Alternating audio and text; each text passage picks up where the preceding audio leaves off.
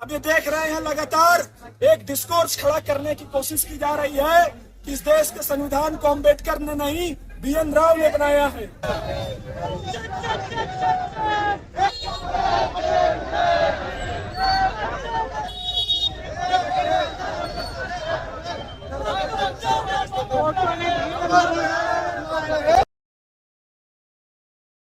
हम लोग उनकी याद में इलाहाबाद विश्वविद्यालय के लॉ फैकल्टी के पास इकट्ठा होकर के उनको अपना समर्पण दे रहे हैं और उनके उन सपनों को, उनके उन विचारों को याद कर रहे हैं। हम सब जानते हैं कि भारत शुरू से सामंती, जातिवादी और औपनिवेशिक ताकतों का गुलाम रहा है। उस औपनिवेशिक ताकत के खिलाफ और इस देश की जो 5000 सालों की जो गुलामी रही है, जो जाति व्यवस्था रही है, उसके खिलाफ जो क्रूसेडर रहे हैं, जो सबसे मजबूत लड़ाई लड़ने वाली शख्सियत का नाम रहा है, तो उस व्यक्ति का नाम है डॉक्टर BR अम्बेडकर। और उन्होंने लड़ाई लड़ करके इस देश को एक ऐसा संविधान दिया है।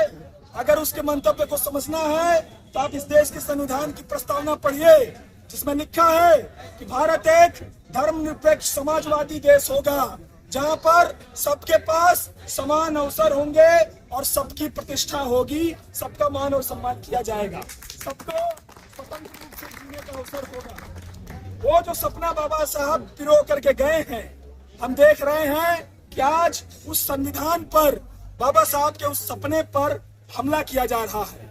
हम ये देख रहे हैं लगातार एक डिस्कोर्स खड़ा करने की कोशिश की जा रही है कि इस देश के संविधान को अम्बेडकर ने नहीं BN राव ने बनाया है। जबकि असलियत ये है, जो लोग राजनीति विज्ञान पढ़ते होंगे, जिन्होंने पॉलिटी पढ़ी होगी, उनको मालूम होगा कि कॉन्स्टिट्यूशन को ड्राफ्ट करने का काम, जितने भी प्रपोजल्स आते थे, उन प्रपोजल्स को कॉन्स्टिट्यूएंट असेंबली में रखने, डिबेट करवाने, डिस्कशन करवाने, उसको पास करा करके उसका ड्राफ्टिंग करके वो काम करने का काम doctor BR Ambedkar drafting committee के चेयरपर्सन के बतौर कर रहे थे। BN राव न तो कॉन्स्टिट्यूएंट असेंबली का हिस्सा थे, बल्कि शुरुआत में उन्होंने कुछ प्रपोजल्स, वो जो 1935 का कानून था, उसी के आधार पर दिया था। हम ये लगातार देख रहे हैं कि एक तरफ बाबा साहब के बरक्स BN राव, जो एक ब्राह्मण, जो एक ब्रिटिशर्स के सिविल सर्वेंट थे, उनको पैरेलल खड़ा किया जा रहा है। वहीं दूसरी तरफ हमारे संविधान में बाबा साहब ने हमको फंडामेंटल राइट्स दिए हैं, जिसमें सरकारों को जिम्मेदारी थी, उनको जिम्मेदारी दी गई थी कि शिक्षा और रोजगार सबके लिए सुनिश्चित किया जाएगा। लेकिन हम ये लगातार देख रहे हैं कि हमारे विश्वविद्यालयों में फीस बढ़ाई जा रही है। अगर इस तरह की फीस बढ़ोतरी पर कोई बोलता है तो उन्हें सस्पेंड कर दिया जाता है। हमने देखा रोहित वेमुला को इसी तरह के सस्पेंड करके, निष्कासित करके उनका इंस्टीट्यूशनल मर्डर कर दिया गया।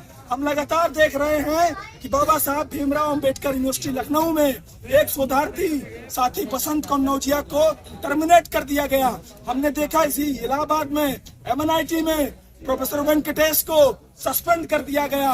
और हम ये लगातार देख रहे हैं कि दलित समाज की जो नींव रहा है, जो रीढ़ रहा है, जो स्पाइन रहा है, जिस रोजगार को पा करके आज हम लोग यहाँ तक पहुंचे हैं, आज हम लोग एक सामाजिक चेतना से लैस हुए हैं, आज हम लोग बोल सकने की ताकत मिली है, उस रोजगार के अवसर को, उस एम्प्लॉयमेंट के अवसर को खत्म किया जा रहा है।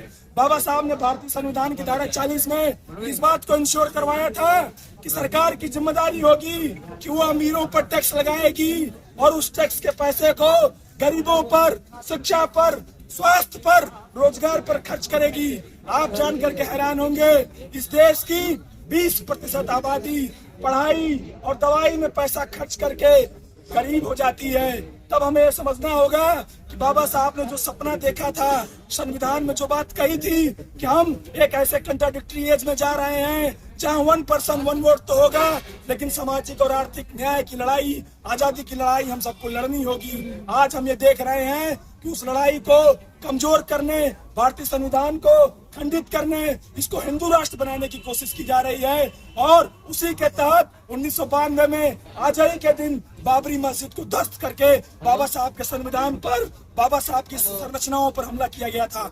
हम लोग यहाँ पे प्रण लें कि हम लोग बाबा साहब की उस विरासत को आगे बढ़ाएंगे और एक धर्मनिरपेक्ष, एक समाजवादी, एक समता मूलक जो सपना था भारत को बनाने का, उस सपने को पूरा करेंगे। इनकलाब जिंदाबाद।